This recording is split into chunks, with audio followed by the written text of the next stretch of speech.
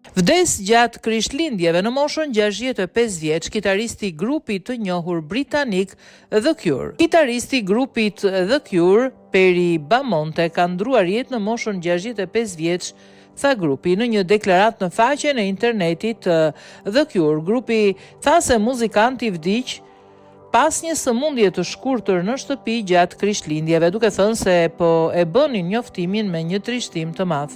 Ai shkruante i qetë, intensiv, intuitiv, konstant dhe jashtëzakonisht krijues. Teddy ishte pjesë e ngrohtë dhe jetësore e historisë The Cure. Duke qenë pjesë e ekipit të turneut të The Cure që nga viti 1984, Bamonte u ftua të bashkohej me grupin pas largimit të tastieristit Roger Donwell në vitin 1990, raporton BBC. Ai vazhdoi të luante kitar, tastier dhe bas në 5 albume studio duke përfshirë këngë të ndryshme.